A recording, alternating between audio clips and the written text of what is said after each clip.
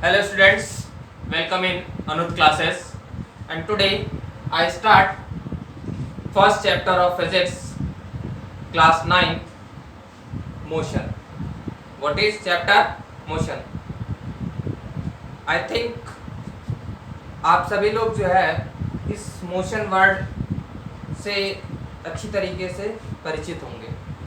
Last classes में आपने इसके बारे में पढ़ा भी होगा। दूसरी बात यह है मोशन है क्या, अगर हम अपनी जनरल लाइफ में बात करें तो यानी कि जब हम एक प्लेस से दूसरे प्लेस पे जाते हैं तो वो क्या है, that is it's a motion. Birds are flying, चिड़िया उड़ रही हैं, वो भी क्या है, मोशन ही है।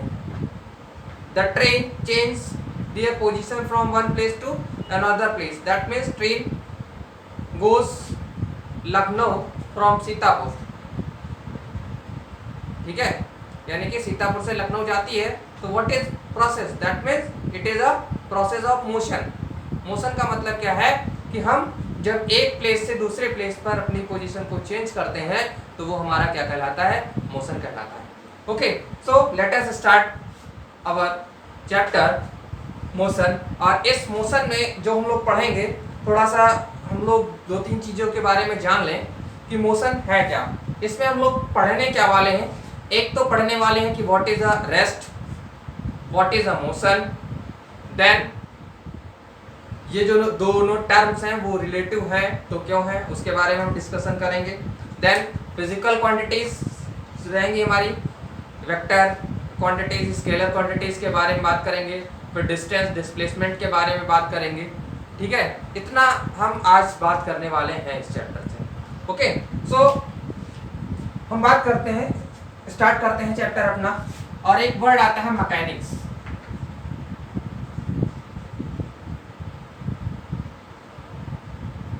Mechanics, okay, words mechanics. और मैकेनिक्स से हमें क्या मिलता है, mechanics that means it is the study of object which is in a rest और which is in a motion. Study of object,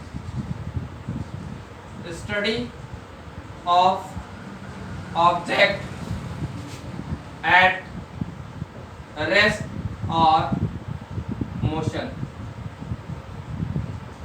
अगर कोई भी ऑब्जेक्ट हमारा रेस्ट में है और मोशन में है तो उसका जो स्टडी है वो स्टडी की जो को बोलते हैं वो हम क्या बोलते हैं, मैकेनिक्स बोलते हैं उसको, ठीक है।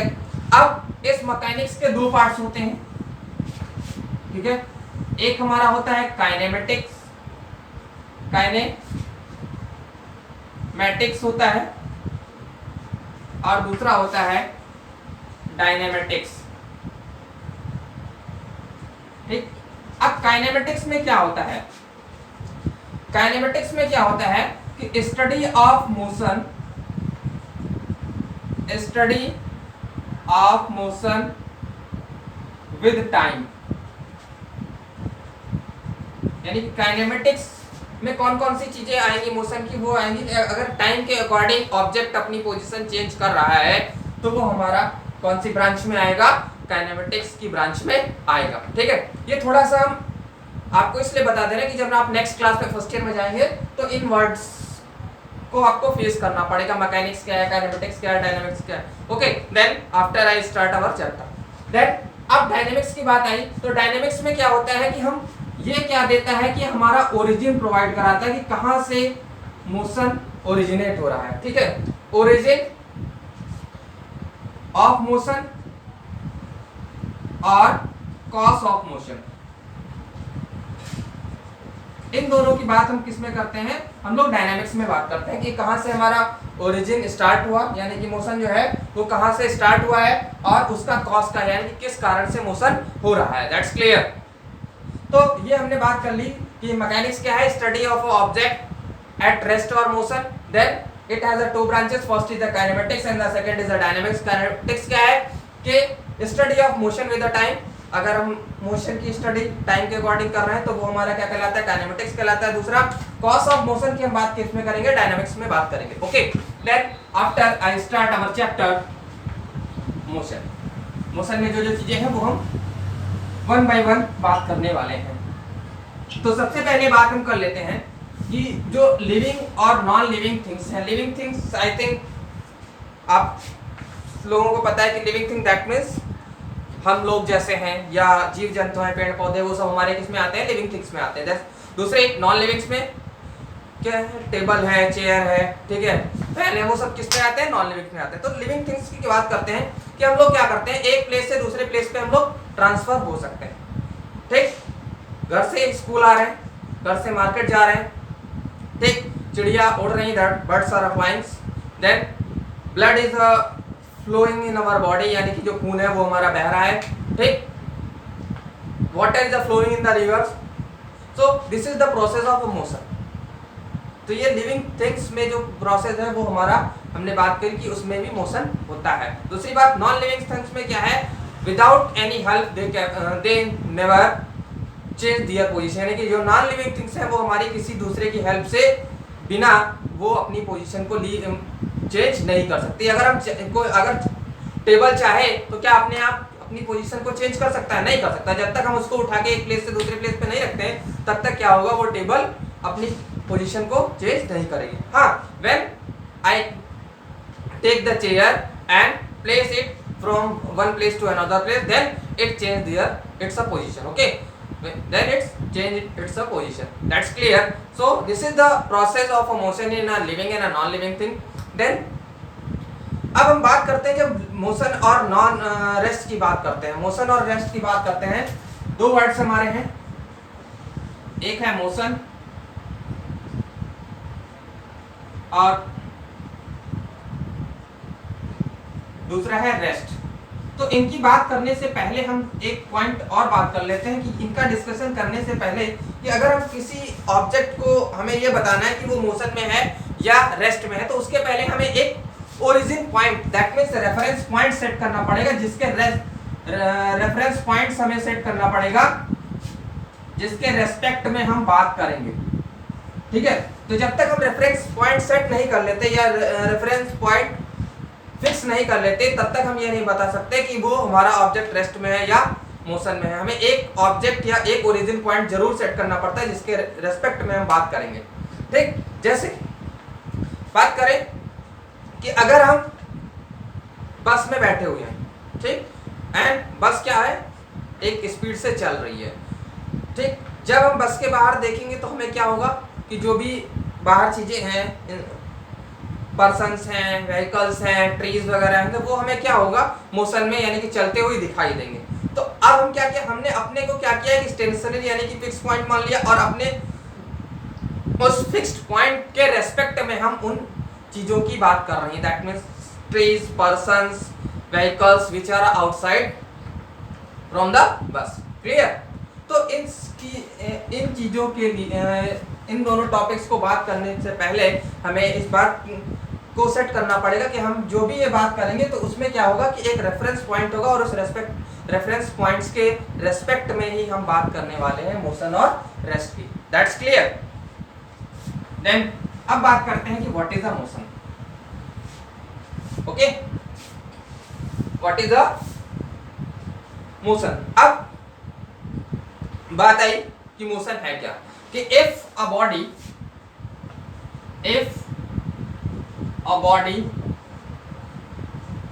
change their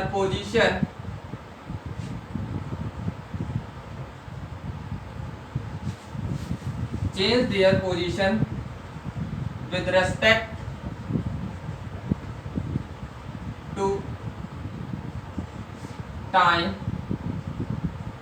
and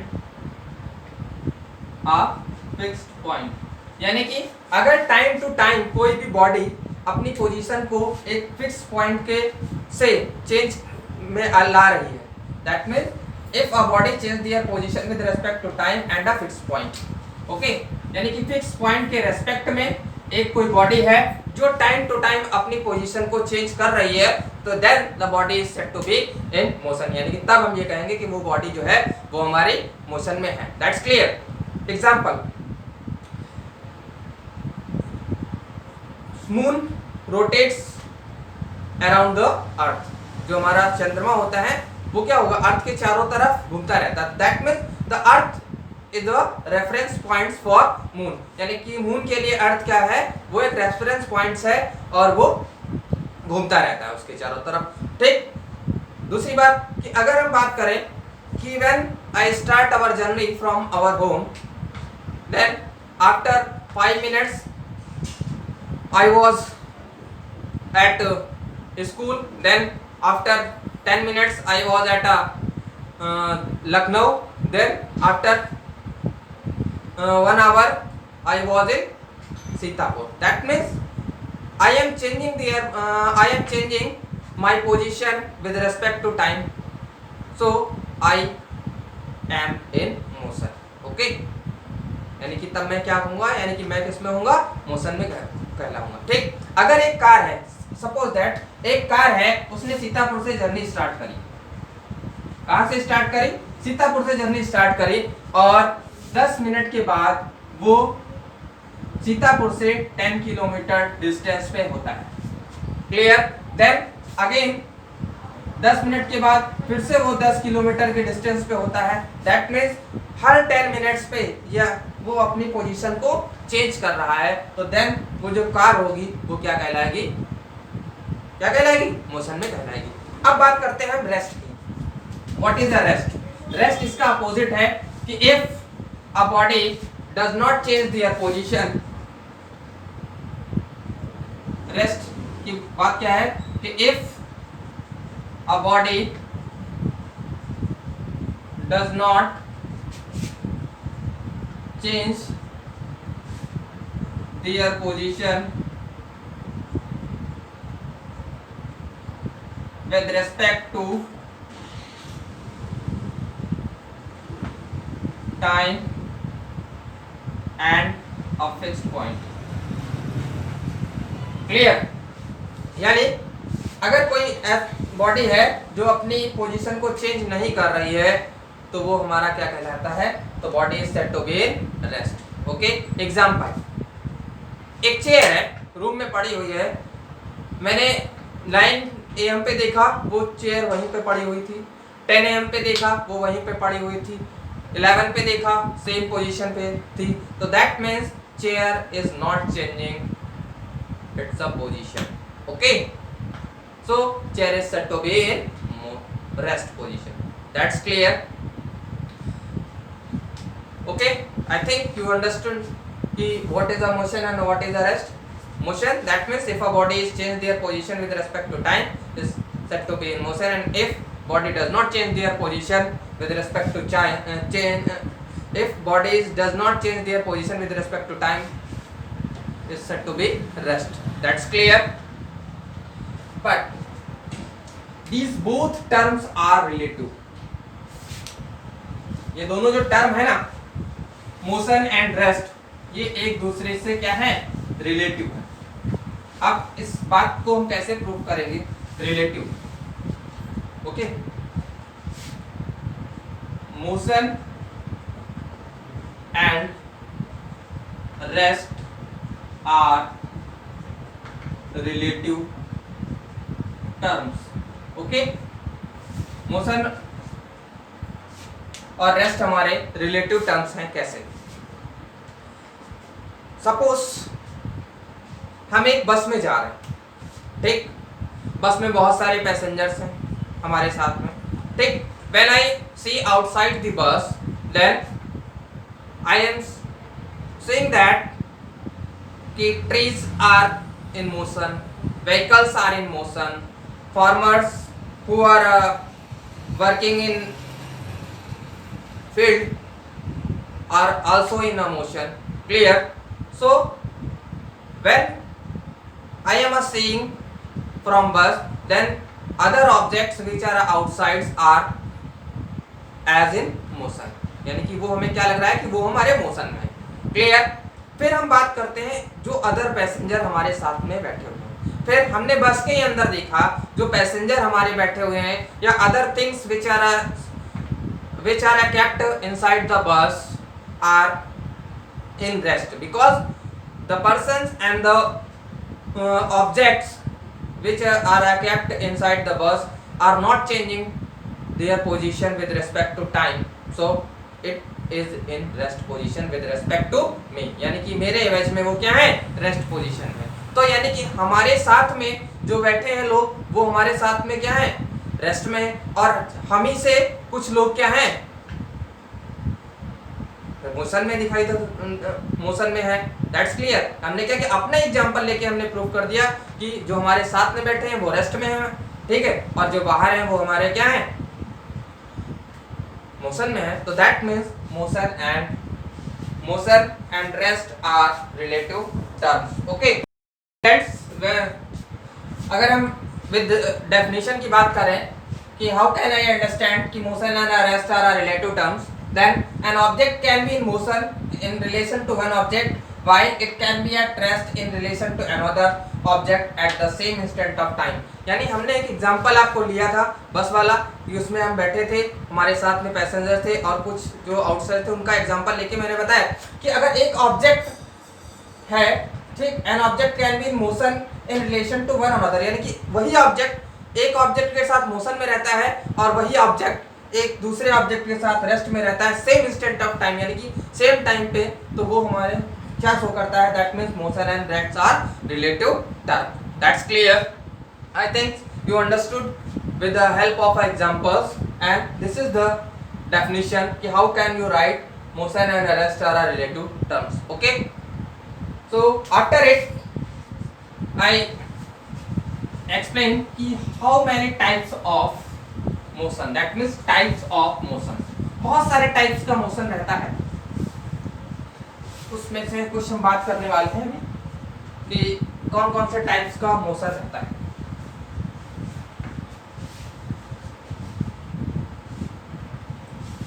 okay, so today types of motion, types of motion, types of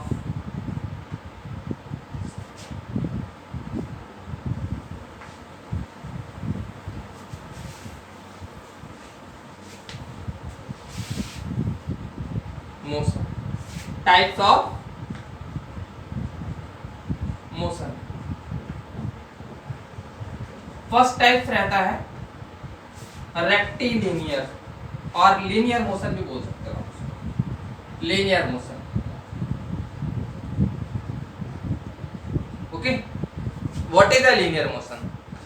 When body change its position along a straight line, then the motion is said to be linear motion। यानी कि कोई भी body है वो अपनी position क्या है, straight lines में अकॉर्डिंग चेंज कर रही, तो हमारा ऐसा मोशन क्या कहलाएगा, लीनियर पोजीशन। एग्जांपल क्या है, when a car starts journey from Lucknow and it changes its position from Lucknow to Kanpur, so motion is known as a linear motion। The motion of a car is known as a linear motion because it is traveling along a straight lines। okay, then second types curvilinear, curvy linear, ठीक है। अब curvy linear की बात हम करते हैं, जैसे हमने एक ऑब्जेक्ट उठाया और इस तरीके से थ्रो किया, ठीक, तो दैट मींस ये कर्व टाइप से मोशन, उसका जो मोशन का पाथ बनेगा वो कैसा बनना चाहिए, वो एक कर्व टाइप से बनना चाहिए कि if a motion along a curve path then the motion is said to be curvilinear. Examples क्या है हमारा, कि जो एथलीट होते हैं वो जैवलिन थ्रो करते हैं, ठीक है। एथलीट्स क्या करते हैं, एक बॉल होती है उसको पकड़ के क्या करते हैं, थ्रो करते हैं, ठीक, तो वो क्या करता है कि ball follow the curve path and after some time it touches the ground level.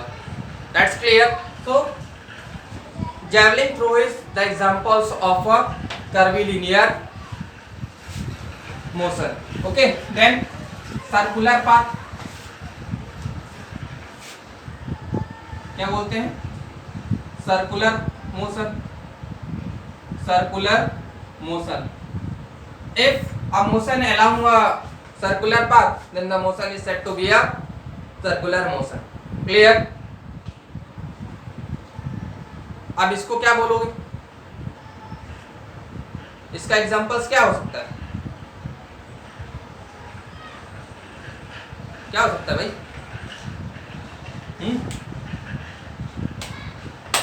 Think.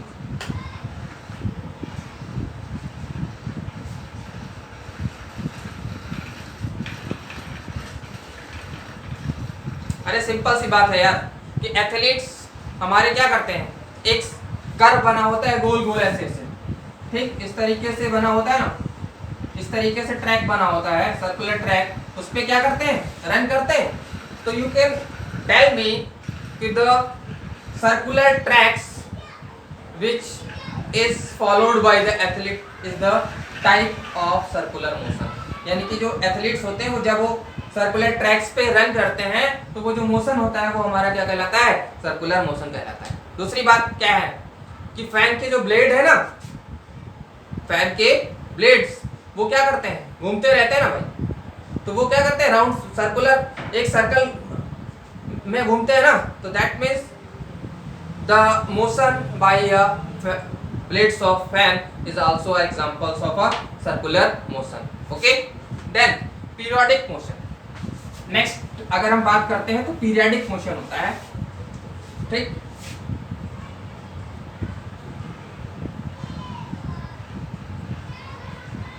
Periodic motion अगर हम बात करते हैं तो ये हमारा क्या होता है, यूनिवर्स में जो प्लैनेट्स वगैरह होते हैं उसमें क्या होता है कि एक उनका टाइम सेट होता है और उस टाइम्स में ही वो अपना सर्कल या जो भी उनका राउंड होता है पूरा वो कंप्लीट करते हैं, तो वो मोशन हमारा क्या कहलाता है, पीरियडिक मोशन कहलाता है। जैसे मून जो है वो अर्थ के का राउंड्स करता है, या सन जो अर्थ है वो सन के चारों तरफ राउंड्स करती है, तो that is it has a time, fixed times in which earth complete it's a revolution, यानी वो अपना एक पूरा चक्कर उसी टाइम में कंप्लीट करती है, तो उस टाइप्स के जो मोशन होते हैं वो हमारे पीरियडिक मोशन कहलाते हैं। दूसरा ये है कि अगर एक फिक्स पॉइंट, ठीक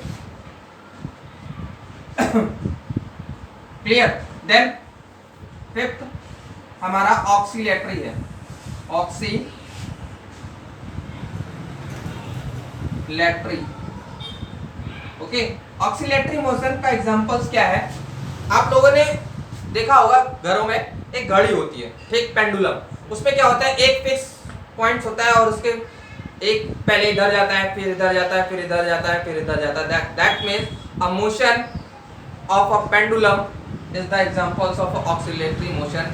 when objects repeat its position by an interval of a time, then the motion is said to be a oscillatory motion। यानी कि अगर ऑब्जेक्ट एक टाइम इंटरवल के बाद अपनी पोजीशन को रिपीट करता है तो वो हमारा क्या कहलाता है, ऑक्सीलेटरी मोशन कहलाता है। जैसे इसमें क्या होता है, पहले पेंडुलम इधर जाता है, फिर इधर जाता है, फिर इधर जाता है, फिर इधर, तो that means it is repeating it's a position. That's clear, I think you understand very well कि how many types of motion। इसके सिवा भी बहुत टाइप्स का मोशन होता है, बट जो मेन मोशंस थे वो हमने आपको एक्सप्लेन कर दी। दैट इज लिनियर, फिर कर्वीलिनियर है, सर्कुलर हो गया, पीरियोडिक हो गया, ऑक्सीलेटरी हो गया। दूसरी बात यह है कि अगर एक ऑब्जेक्ट पे एक साथ दो मोशन वर्क कर रहे हैं तो then you said to be कि object has a multiple motion, यानी कि उस ऑब्जेक्ट पे क्या है, मल्टीपल मोशन है। क्लियर, एग्जांपल लेते हैं कि what is the examples of a multiple motion. When a car is in motion, then the wheels of a car has a multiples of motion. First, car is changing its position along a straight line, then first it has a linear motion, okay, and its wheels also rotates, that means it has a circular motion। Clear? So when a car is in motion, then car has a two motion, or you can say that it has a multiple of motion। That's clear? Then physical quantities.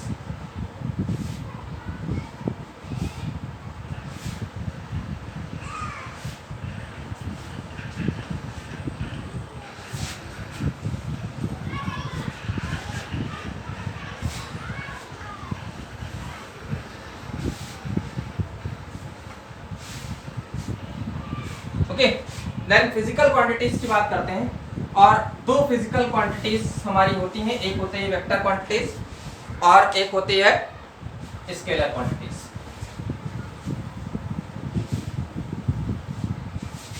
Physical quantities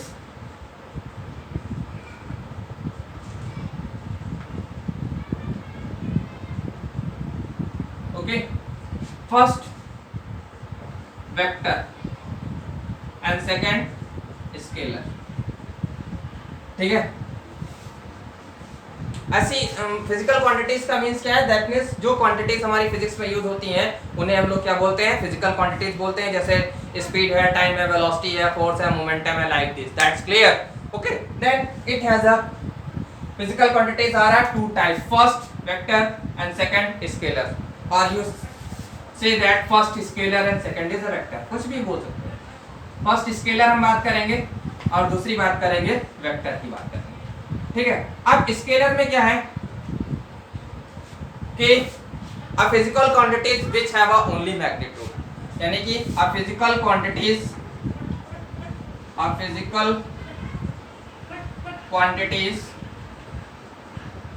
which have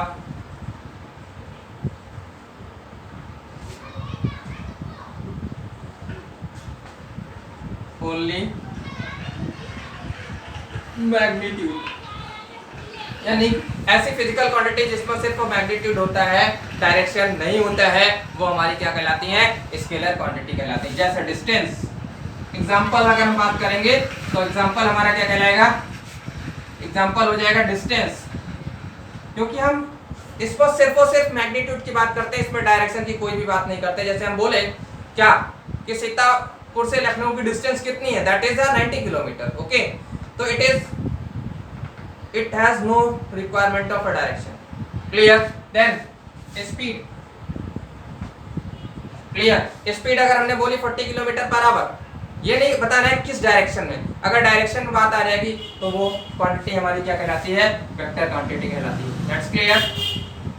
इसका opposite a physical quantity,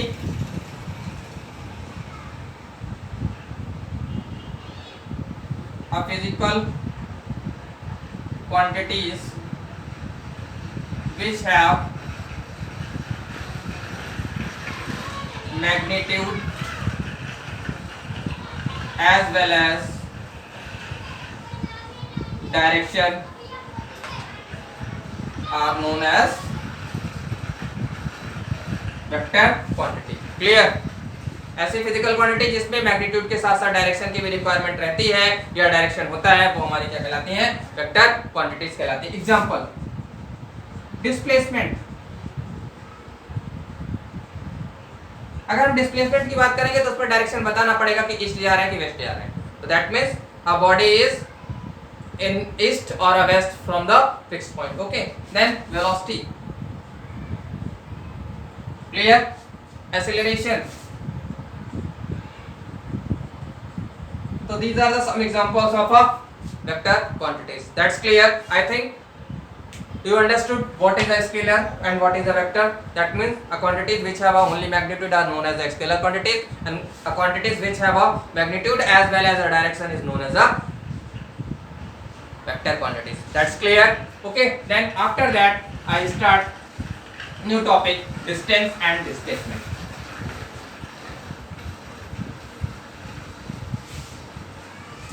okay। what is distance and displacement, थोड़ा सा एक figure draw करते हैं। when I think first I let one object is at A, then it goes B, then C, then D, E, like this, okay। हमने मान लिया कि एक ऑब्जेक्ट था, उसने अपनी जर्नी स्टार्ट की पॉइंट ए से, फिर बी पे गया, सी पे गया, फिर डी पे गया और ई पे गया। अब अब बात करते हैं कि what is the distance, and then with the help of this figure I also explain a displacement. Okay, distance की बात करते हैं। तो डिस्टेंस है क्या? डिस्टेंस की डेफिनेशन ये कहती है the actual path followed by the object from one point two another point. अगर हम डिस्टेंस की बात करेंगे तो ऑब्जेक्ट यहां से गया, तो that means the actual path covered, क्या बोलता है, the actual path covered by the object. तो यानी कि ये टोटल हो गई, बात समझे? मान लिया यहाँ पे 40 है, यहाँ पे 40 है, यहाँ पे 40 है, यहाँ पे 40 है, इस तरीके। तो 4 4 4 40 40 80 120 60 160, यानी कि अगर डिस्टेंस की बात करेंगे तो वो हमारे शायद 160 आ जाएगी। That's clear. अब आई बात डिस्प्लेसमेंट की। डिस्टेंस समझ गए होगे, यानी कि जिन जिन रास्तों से हम गुजर के जाते हैं उनकी सारी डिस्टेंस को हम लोग क्या कर लेते हैं, कवर्ड कर लेते हैं, यानी कि उनको सबको ऐड करना पड़ता है, वही हमारी डिस्टेंस कहलाती है।